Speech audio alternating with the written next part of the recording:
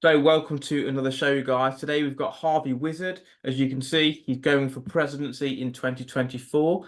He's defying the norms actually at 65 years of age.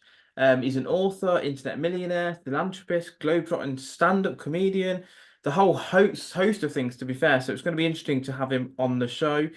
So, welcome to today's show, Harvey.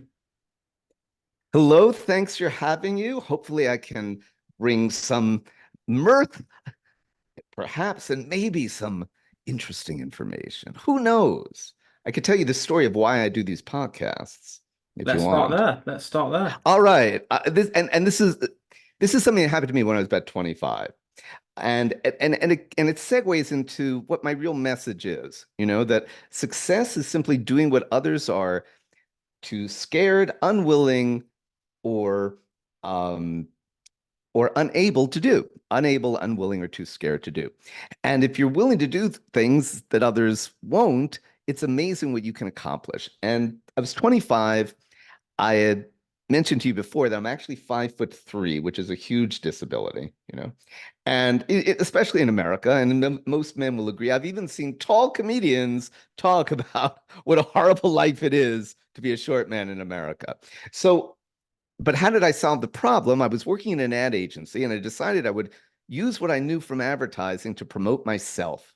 And this is years ago. It's in 1983 when there wasn't the internet. It was just in the back of the Village Voice, a weekly paper in New York City. They would advertise these singles lines. You would call them up and you would listen to a series of either men or women, depending on whether you call them men or women's lines, where you had basically a minute to or so to introduce yourself, give yourself a number like, hello, I'm bachelor number 242. You described yourself, and then see, this is when people actually had to exert themselves to get something back.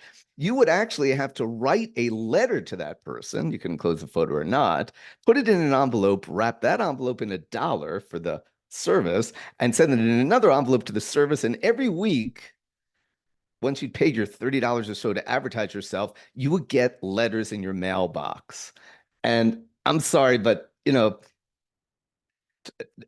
Tinder swipes are just not the same as letters in your mailbox with pictures, and sometimes it was perfumed. It was really lovely. And I basically figured out how to beat the advertising system.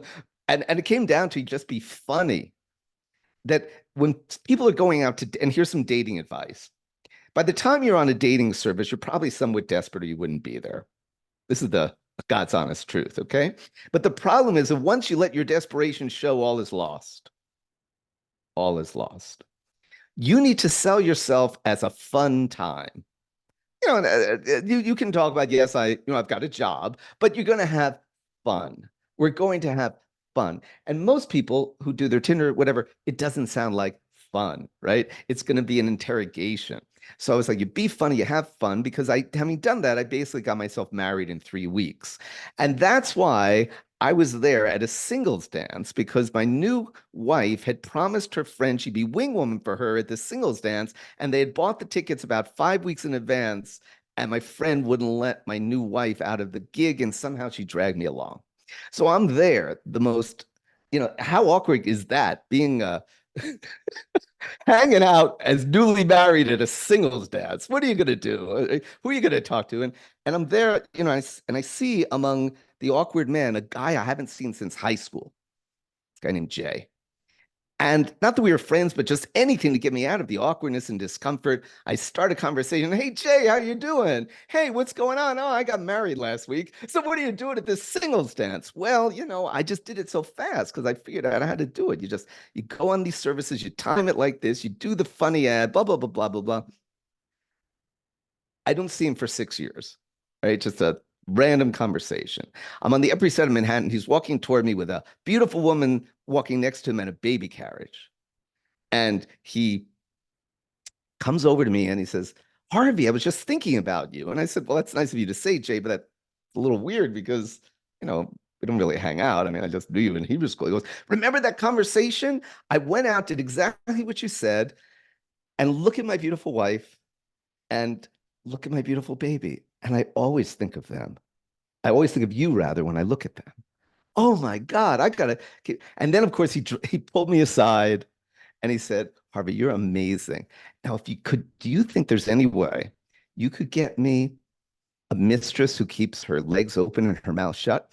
And no, that last part is just a joke, but the other, but everything leading up to that is absolutely true. And that's why I try to offer my advice when I have the opportunity. Most people don't take it, but every so often, it's incredibly satisfying when someone lets me know they actually listen to me. Where should we go? And that's part of being president, you know?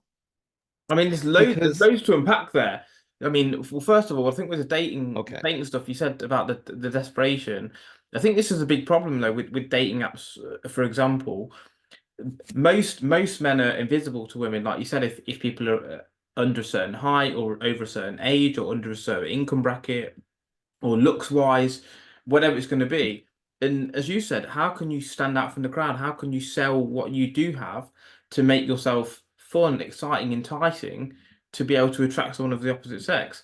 And I think that's the game for a lot of guys. You know, they're watching porn, they're doing this, they're doing that, and actually Mm-hmm. they then see women as or they're pedestalized women. Where again, coming back to what you Mm-hmm. said, those that are too scared to do things, those that are too afraid, and then you might not go and speak to a girl, you might not follow any steps, and actually then you single, you then again going down the porn route even more.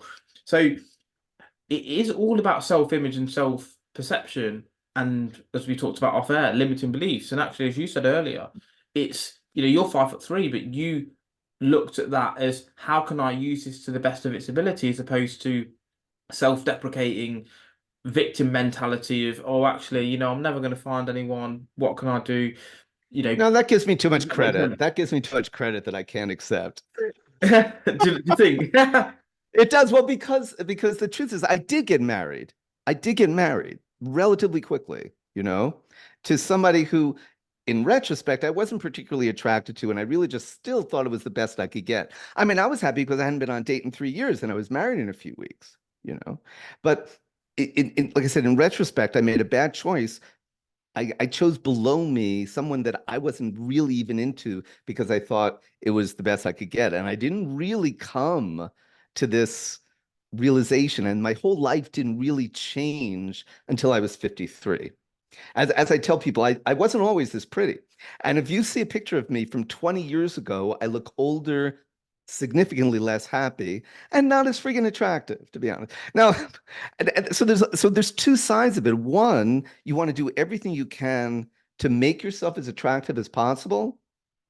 And the other is you just have to learn how to seduce women. Now, interestingly, people hear the word seduce and they think, oh, that's manipulative. Do you know what seduction is? You know what seduction is? It's negotiation and sales. It's just friggin' negotiation and sales. And if you use the principle of sales when you're with a woman, everything will be good because what is it about? You want to make your client comfortable. You want to make them feel good. You want them to talk about their dreams. Do you see what I'm saying? And actually, do you know where I learned how to seduce women? Go for it. On livejasmine.com. And that's the truth. I spent a lot of money there finding my two Romanian webcam girl You're mad. wives. And yes, I really did marry two Romanian webcam girls in real life. And by God, I've got the marriage licenses, the bruises, and the substance abuse problem to prove it. And then people say, they say simultaneously. I say, no, consecutively. What do you think I am? A Mormon. But the truth is that you go into these sites and you pay $5 a minute, and now you're kind of on a one-on-one Zoom with a beautiful, it's going to be either Romanian or Colombian webcam girl, based on the economies in those two countries and the fact that the women, Colombian and Romanian women, tend to be more beautiful overall, or how they take care of themselves or whatever. So and the economy is like crap. So that's why you have so many women ending up doing this. But when you go in the room, they're expecting guys to be jerks, as guys frequently are, because it's $5 a minute. Come on, take your clothes off. Let's go. Right. And that's not that different from what guys do on a first date.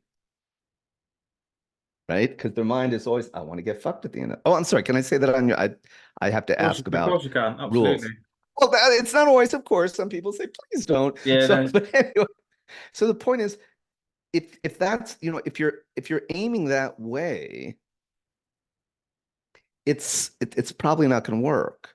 So what ended up happening, and it was really part of my shyness and my fear of having a small penis that led me to be slower in heading for the sex in these webcam calls.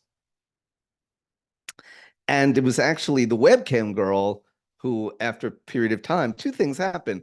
She actually got so turned on that she was like, "Come, I want to have sex with you." Because the first call I didn't do any sex. It was just an hour conversation. Most guys do not do that. This, But if you do against, as I say, if you do what the majority do, you're probably doing something wrong. And actually, if all of the guys are doing just that, it comes back to Robert Greene's book, The 48 Laws of Power. If you're on the side of the majority, it's time to pause and reflect. And if most guys, as you say, are doing that same thing, one that's mhm. different actually seems enticing in some respects. And use the word seduction as well. A lot of guys want to talk about, something serious, religion, and how much money they make and things like that. As you said, girls don't want to know about that. They want to have, was it Cyndi Lauper? Girls just want to have fun.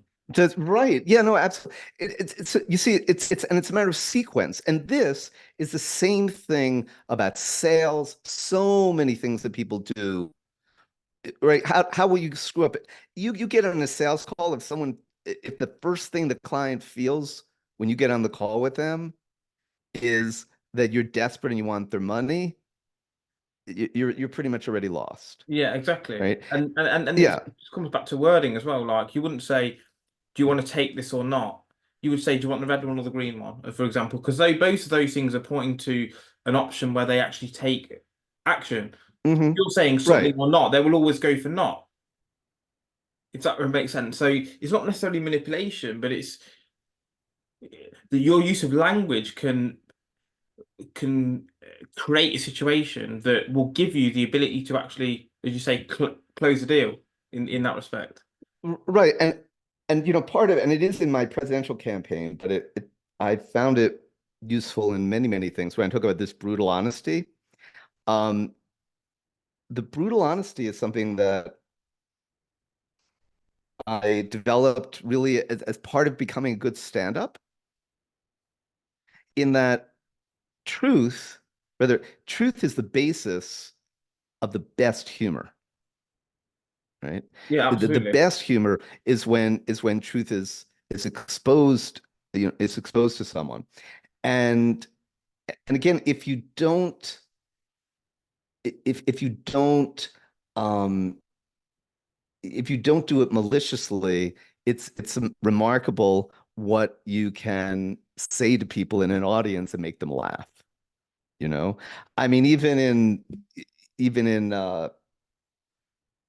my daily interactions, and part of it's because I'm a comedian, but it's this idea of, can I bring mirth to people's life? Can I, make them laugh? Can I do something just to make them, a little happier? I mean, I remember we were in I forget, some foreign city, and it was a Dali museum, you know, and Dali is this crazy stuff, all this kind of sexual imagery, crazy, crazy stuff. And we get to the gift shop, and I see a woman, she's maybe in mid-20s, and she just looks like bored, and oh my God, I'm hating my job at this moment, right? So I go, I'm sorry, I just can't find any of the Dali signature penises. And and then she just looks straight at me and she goes, "Oh, well, they're all sold out." And then we both like cry. So those are like the interactions that I actually, creatively look for. Just, ways to, again, to make somebody laugh, to make somebody happier. And I remember when part of what happened with these dates and what that trained me in, two things. Number one, anytime you're selling, you need to have a ton of leads. Otherwise, you're going to get desperate. So it's super important that one way or another you get a lot. I mean, that's where dating services can be helpful, because it allows you to get a lot of possibilities. Because what I noticed, because I was getting, 100 letters a week because my ad was so appealing, that I would get so many letters and I would call everyone. It gave me the ability. I didn't even go out on a date with someone unless we had spent an hour on the phone first. Because my idea was that if we can't hold an hour conversation, it's probably not going to be a great date. you know? So, but I could only do that because I had so many letters and I was going out on like 9 dates a week. So the fact that I got married in a matter of weeks is also because I was able, through using technology at that time, this stupid ad, to compress the search process. But this And is the because, dichotomy go though, ahead. isn't it? This is a dichotomy that the scarcity versus abundance. You know, the people at the lower end of the chain, as you said, with low number of clients or low options when it comes to dating, they're like, oh, but Hmm. this guy at the top, he's got 50 girls. Why can't I just have one and I'll value it? But as you said, the problem is that then you pedestalize it, you become desperate, and actually it shows that you're out of the reach of that person. And they start to think, well, actually, I'm more valuable than you. There's no point in me lowering my standards. I'd rather chase this carrot over here. And I think that's a Right. real valuable lesson, whether it's in dating or whether it's in business or whether it's in anything really. If you see yourself or display behavior that shows that you are of lower level than the other person. Hmm. People know Right. we we are pretty good as humans as at seeing behavior um and how people behave and Right. what they feel or see themselves as. And it's pretty evident pretty quickly if people have got things that they feel bad about in terms of self-image or that they worry Hmm. about and that they are shy about, for example. And I think that's a really good piece of advice, actually, that yeah, you want to come across in a certain way to actually breed success. No, it is so much a mindset thing. And, I'll tell you, the two things the two life-changing things for me, and it's funny, the things I've been very, very lucky in my life. I mean, I first created just a regular brick and mortar business that was, doing multiple seven figures a year. And then I became an internet multimillionaire where I was making like $2 million a year, basically doing nothing when affiliate marketing was hot from about 2003 to 2010. I'm a published songwriter, award-winning photographer. I play piano for Vice President Mondale. I've had a lot of globetrotting stand-up comedian, best-selling author, all of these things. But the two things that are the most important to me is that young women flirt with me now and that I'm confident about the size of my penis. Because and I'm saying, it's like it's a mindset thing because especially for me, I so much spent my entire life, I'm talking the first 53 years, that's a long time, 28 years married to a woman that I wasn't even attracted to, right? I just get used to having sex with your eyes closed.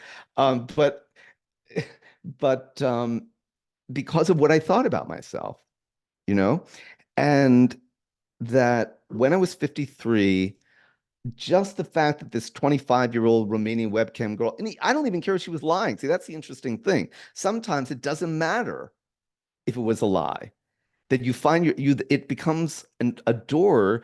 You move through an experience, and oh my God, what happened? So imagine I'm 53. I'm feeling like my life is over. My daughter is a junior in college, and I heard her a month or two before talking about how one of their friends was dating a guy in their 40s.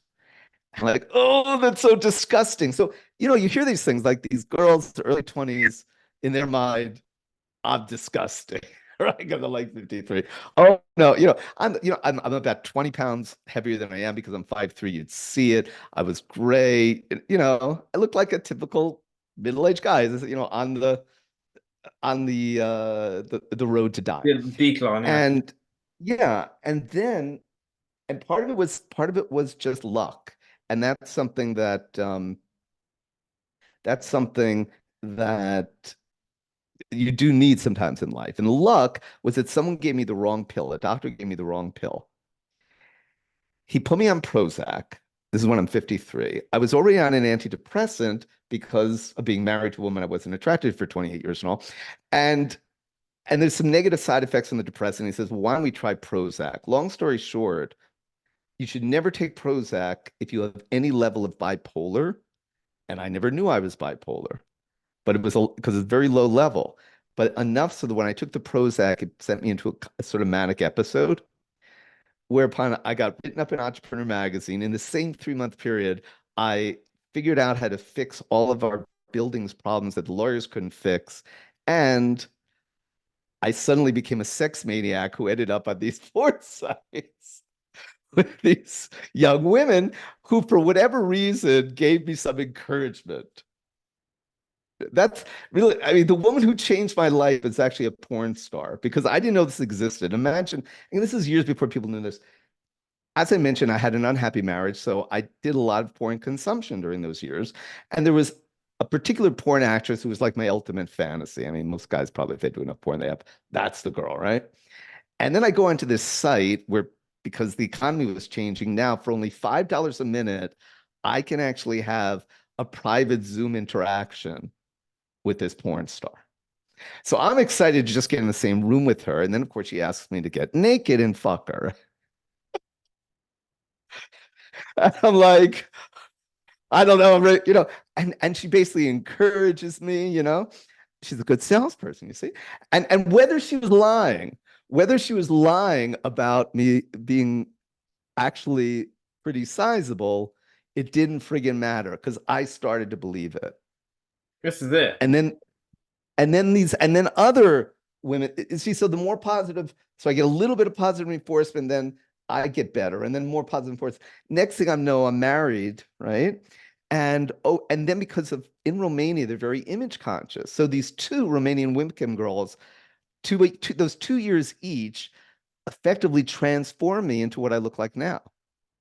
I mean, part of it was the 90-minute exile to Bulgaria, where there was nothing to do in the Bulgarian winter, and the only thing available was the gym, which was 10 minutes away, where for only $50 I could get unlimited gym and unlimited personal training with the manager of the gym was also the person. They're not very well paid there, okay? But I basically every day for 3 months, I had this guy Vlad train me. And I just stuck with his routine for 8 years. And that's large part of why I look the way I do. And coming over here 8 years ago from when I got thrown out of Romania by crazy ex-wife number three, because she cheated on me with a taxi driver, but then she was too jealous to see me with other women. So she said I had to leave the country. And so I was going back to Costa Rica. And on the plane back to Costa Rica, it's a long flight.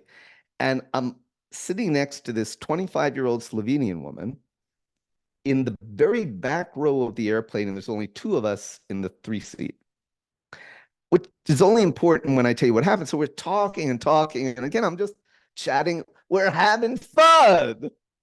We're having fun.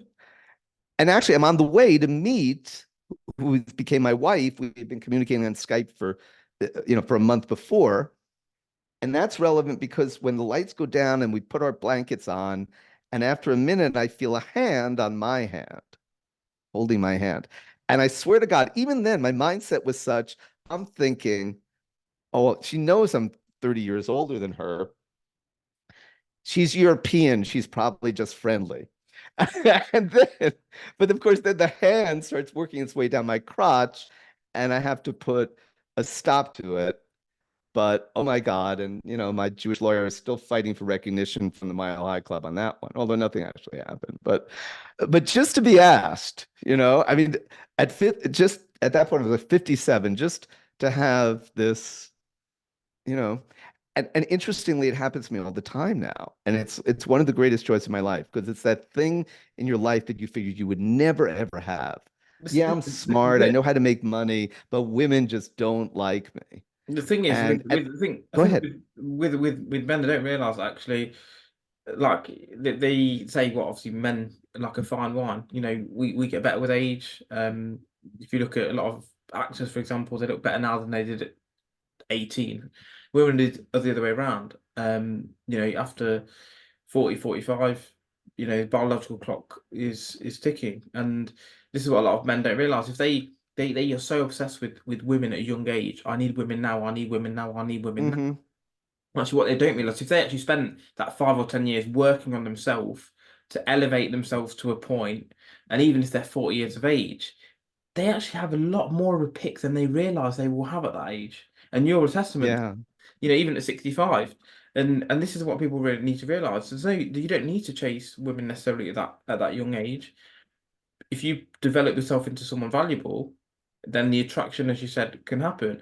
The other thing you mentioned, I think that's key as well, is the if you don't have internal confidence or internal validation, a lot of the time something external can do that for you, like you said about what the woman said to you.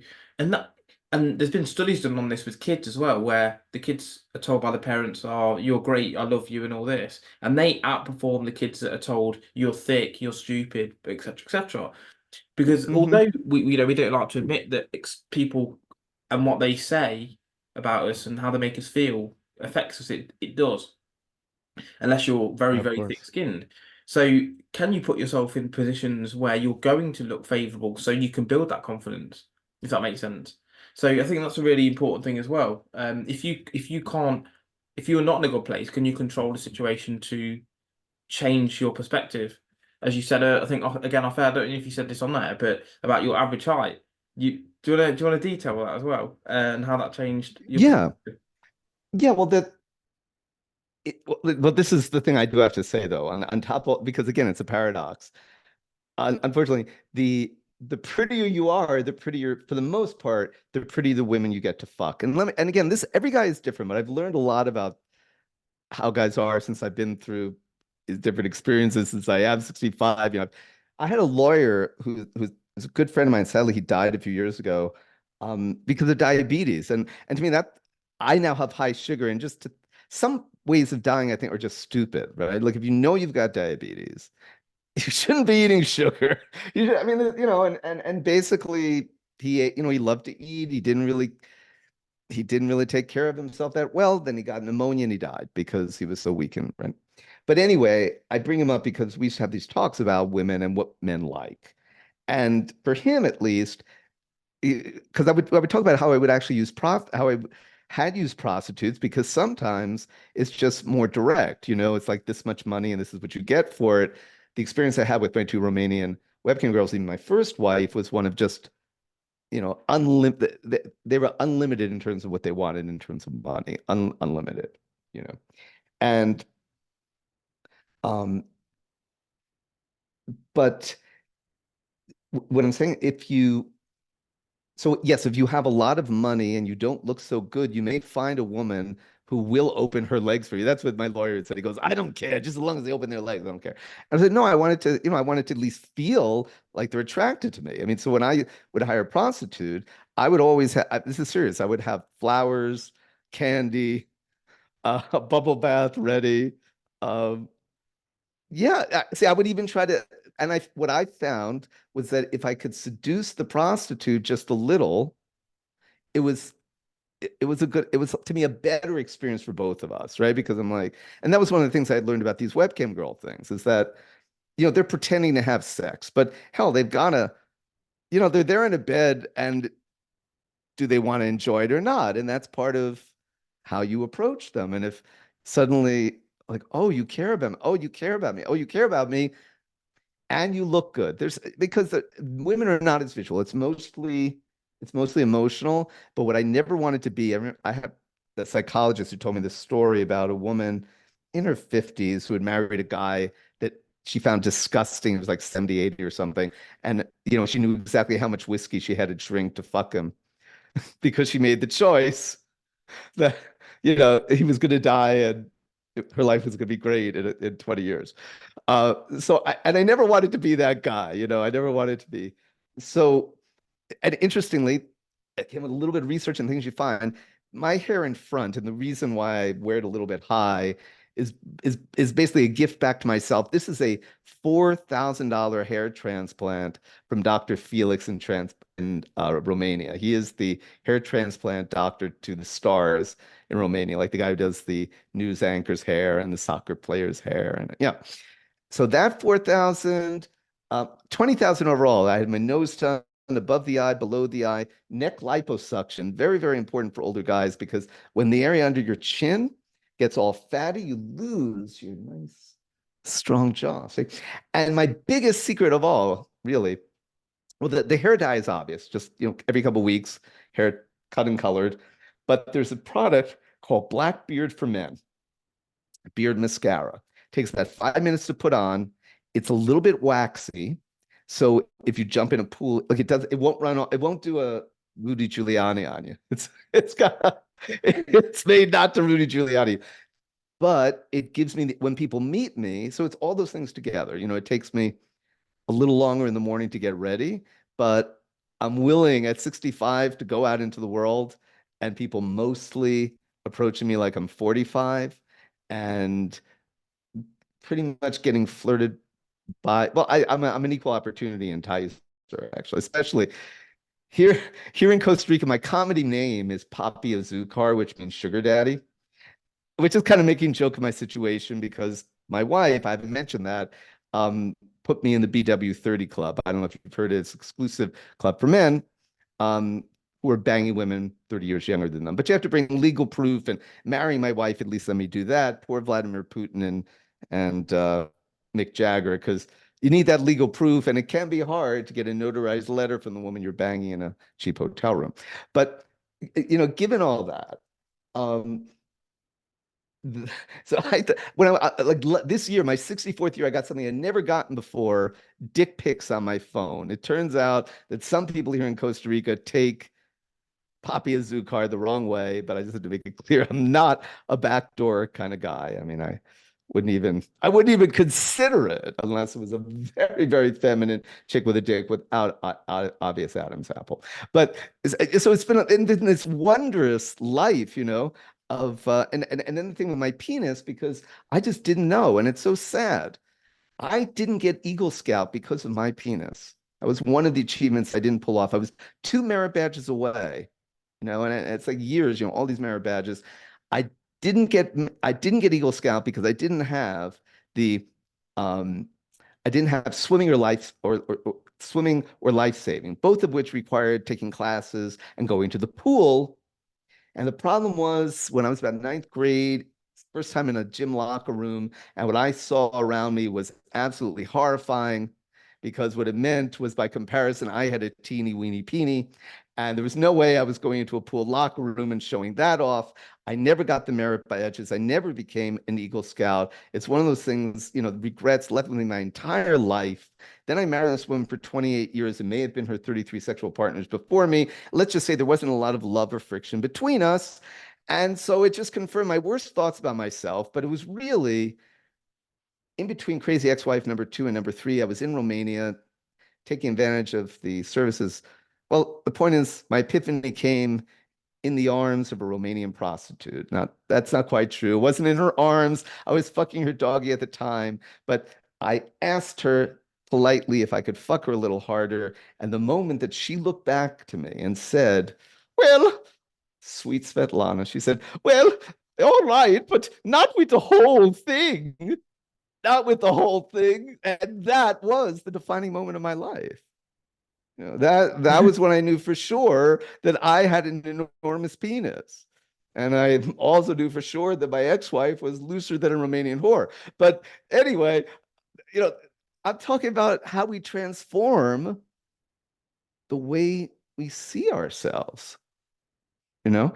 And fundamentally, just knowing that my penis is of decent solve. And the great paradox is my wife is absolutely gorgeous. Like, I just looked at absolutely gorgeous. And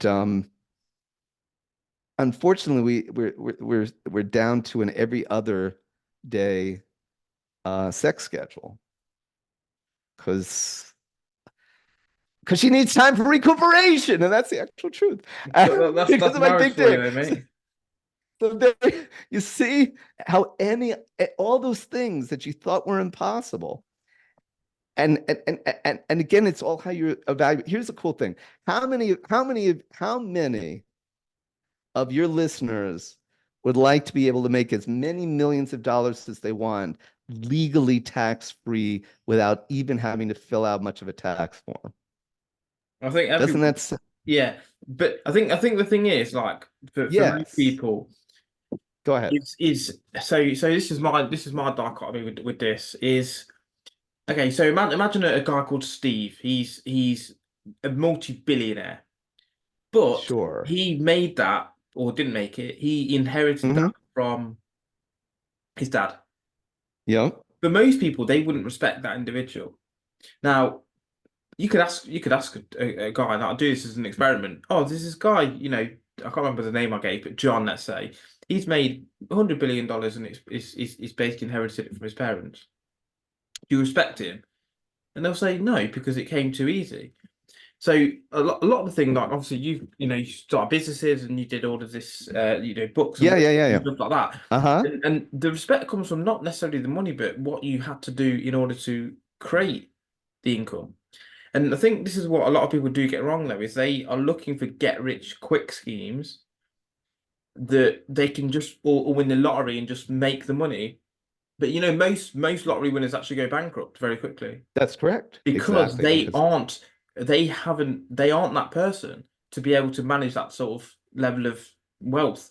If they can't manage the £50,000 a year job or $50, sure. $50,000, they can't then manage Right. the 100 million, 200 million.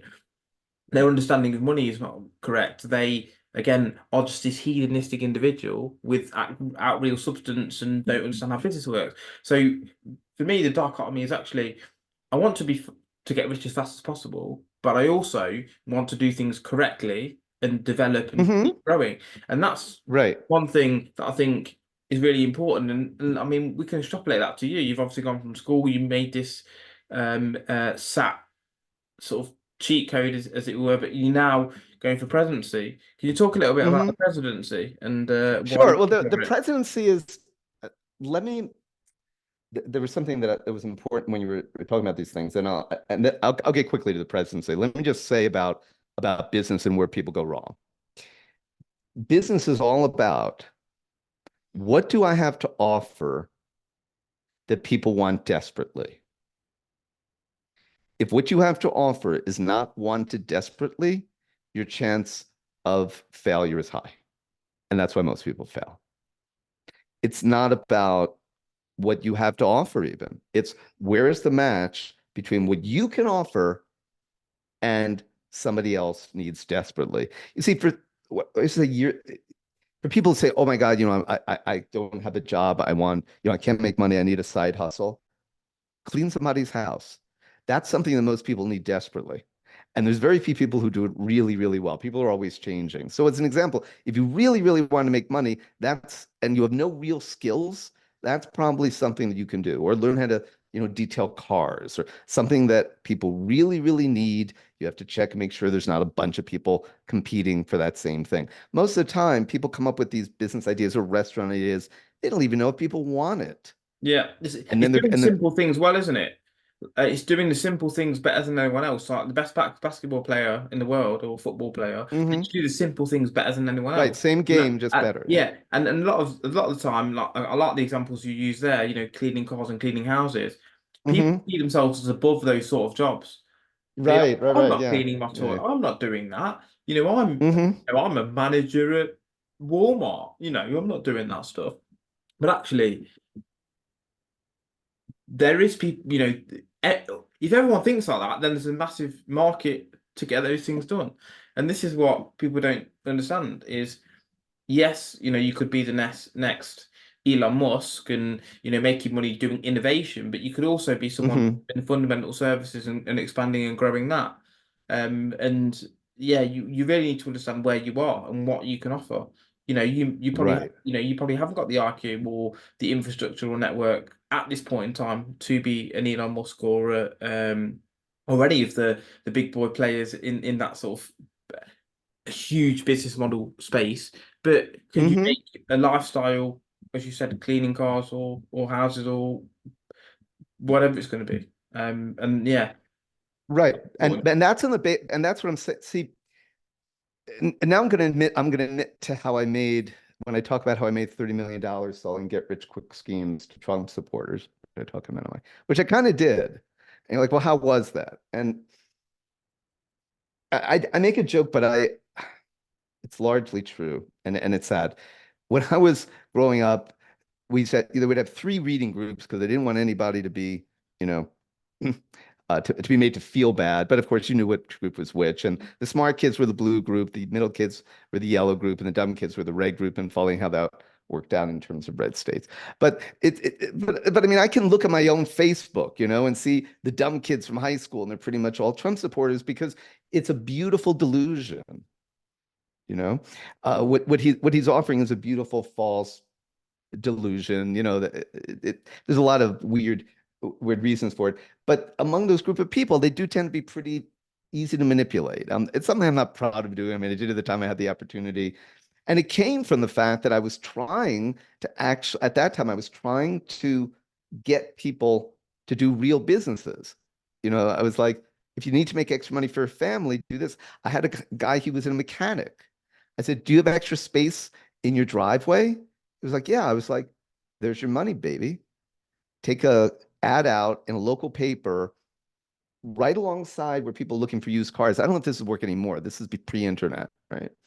Or early days of the internet, where it wasn't like obvious, just put it on the internet, but it could probably work. You're going to be the car doctor. When somebody wants to buy a car from a local guy, it's always a problem. How do I get it checked out, right? Because the guy selling the car, you're only going to let that car go out of your driveway so far. You never, you want to sell it, but you don't trust this guy. Imagine someone who just comes on site, checks the car out for you, right? Pretty cool. You make a little money there, but now you've just got someone who just bought a new car. I mean, a used car. Now that's a client for your car Yeah. repair business. You see how and in the end, and at the end of that, and this is how I made millions, because he turned me down and he goes, "Don't you have some kind of booklet you could sell me?" And I'm like, "That's never going to work for you." And he's like, "But that's what I want." I was like, "Okay, I'll give people what they want." And so I made these silly booklets. Uh, It was very easy to do. It was a very ugly ad. People used to say, "What's your website?" And I would never tell them because the ad was so deceptive. It looked so horrible, which was good. Any competitor coming to that picture, they're like, "He's not making any money off of this." And I was making like $30 million in sales. So that's why I couldn't tell anybody this is the one, or else they'd have a reason to reverse engineer it and compete with me. But the point is that people can be manipulated. You can sell them anything. I prefer for people at this point in my life, I don't want to sell crap. Um, I want to just be honest with people. Like I said, you could make money right now if you're willing to do things like that. Go wash somebody's windows, go clean their house. If those are the only skills that you have. But in the meantime, learn how to sell. Learn how to sell. You'll have no money problems. Yeah, everything's sales, even going for an interview, you're selling yourself, you're selling your Hmm. experience or services, whatever it may be. Yeah. So what would if you did, well, you're running for presidency, if you did become president, I don't know what the likelihood of that is, but if you did, what would Oh, your I actually, policies be? all right. So let's talk about my president thing. I know I said I was going to go there, and I know the time gets away from me. I told you it would, but I actually, I'm actually running for president. It happened completely on a lark. It was the middle of November, and I was just thinking to myself, what does it take to run for president? I went on YouTube. I found out it's just filling out these two easy forms, and amazingly, they don't even ask your social security number, which I thought was fun. And because as you may be surprised. Maybe Wizard is not my actual current legal last name, but that is the legal name that is how I'm running for president. And there is an official Harvey Wizard for president committee. It comes down to this. As if anybody is surprised that the US isn't all set up so well. You fill out the form, it doesn't even ask for your social security number. And then you, as the candidate, can be both the candidate, the treasurer of the campaign, and the record keeper of the campaign, just because we want to be extra sure there's no corruption. But anyway, so yes, I am both the candidate, the chairman of the fundraising campaign and the record keeper for the fundraising campaign. As it turns out, with the beauty of the internet, in spite of the Patriot Act, there's a service that you can go on and if you're an American, you can create a business bank account on a Sunday, which I did, the Harvey Wizard for President bank account. It can receive donations and the whole thing. And I'm like, oh, this is fun. Now what can I do with this? And two things. Number one, it's been very helpful getting on lots of podcasts. It's a really good hook, is the point. It's a very nice hook. Remember what I said? Success is doing what other people can't, won't, or are too afraid to do. Most people don't think to themselves, I think I'll figure out how to run for president today. And then I'm going to start publicizing it. And they're going to go out. You see, people don't think to do that, which is the opening for me. But this is it, and I think that Mhm, you can make things sound good and you can make things sound bad. So let's say, for example, I'm approaching another guest to be on the show, and I said, well, mhm, I've had a presidential candidate, I've had authors of this, authors of that, whatever it's going to be, and for that person, like, oh well, I see myself as that caliber of person. Let's come on board. And I think this is it. It's portraying yourself in a particular way that is going to give you maximum success without sort of jeopardizing your own longer term reputation. I think mhm. that's the key. Yeah, yeah, because all of these things are possible. I mean, if you get, I mean, if your audience knows this, anybody can basically become a best-selling author. Um, Now, especially, doesn't cost for relatively little money, um, which is a nice thing to be able to add on, and it's nice to have a book out and all of that. Um, so yes, there's so many things, especially with technology, that allow you to become and do things and present yourself in ways and actually, run a business that's beyond you just based on, on tools and things that are there. But the thing that what I started doing after it was, this is cool, this is fun, this is a nice hook, maybe it'll make me some money. I will tell you my one little secret, because now that I'm running for president, I can attack Donald Trump as something of an equal. And and again, the edge I have versus certainly anybody in the campaign and most Americans, and this is why I call myself the most dangerously honest man in America. And I was telling you about being living tax-free. That all happened because of my horrible first divorce, where I lost all of my millions. I basically was left with nothing, right? And I rebuilt, and here in Costa Rica, I realized it was better for me to own nothing. I kind of think it's cool. I'm kind of divested. The only thing I own in the world is the right to live in my house. My Costa Rican wife owns everything else. In Costa Rica, they tax territorially, which means since all the money comes from the US, none of it is taxed in Costa Rica. And since I don't make any of it, I'm not taxed because I didn't make any money as an American. And that's why my Costa Rican wife is never going to get American citizenship, because she lives very nicely. You see, very cool, right? That also means I've got nothing to sue. And I'm hard to serve because I'm here in Costa Rica where they don't even have street addresses. So when I go out there, and say that I know that Melania Trump is a prostitute, um, wait, I have to be careful because I don't want to get you to get sued. Okay, so that's all Harvey Wizard said that. That's anyway. But see, I can say things like that. I can be as vicious to Donald Trump in ways that nobody else could because they'd be worried that he would retaliate. See, so number one, I'm doing things. I'm like, oh, this is fun. I'm creating this series. I just did my first one. It's called Bedtime for Barron. I think it's super clever. It's basically me reading Barron Trump, Donald Trump's 18-year-old son now. Now he's going to be 18 in 15 days, so people can say, oh, don't hurt the children.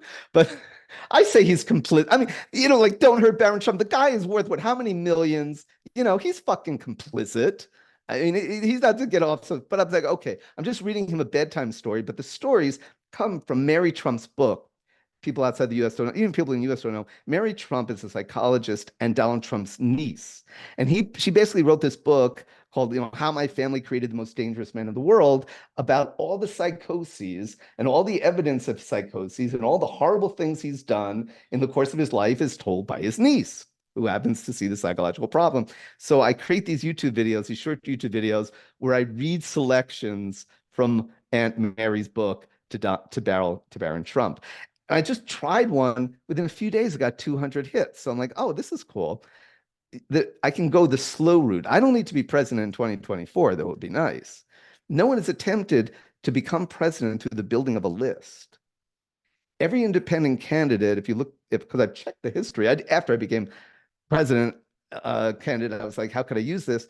Over the years, many candidates have been independent candidates, as I would be, but they raise millions of dollars and never get more than 2% of the vote, and then they have to start all again from scratch 4 years later.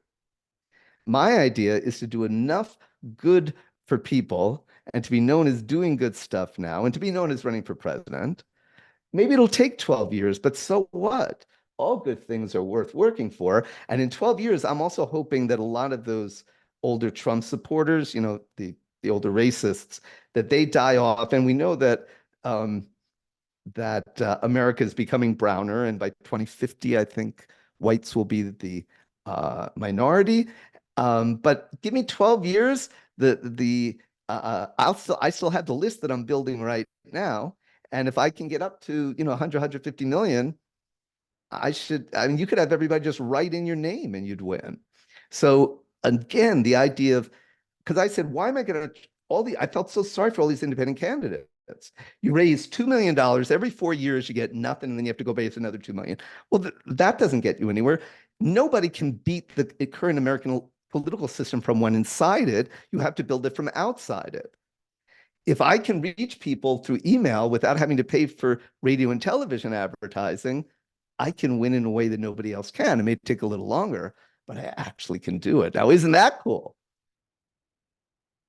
Absolutely, absolutely. So, so in terms of any summarize or any summaries from what we've said so far, or any sort of comments that we've maybe not made, is there anything you want to sort of say and reach out to people?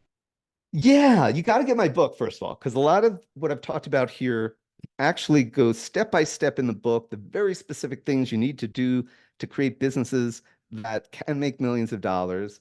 I talk about how to get the right kind of relationship. I detail everything that I've done in terms of my plastic surgery. So anything you like about my life, you can do for yourself. And it's called 65-Year-Old Badass. Harvey Wizard. You can get that on Amazon. If you just search for Harvey Wizard there on harveywizard.com, there's a link to buy the book. But I'm trying some new programs now. It's basically, I'm calling it Rent My Brain. For a monthly fee, you rent my brain, meaning you have unlimited access to me.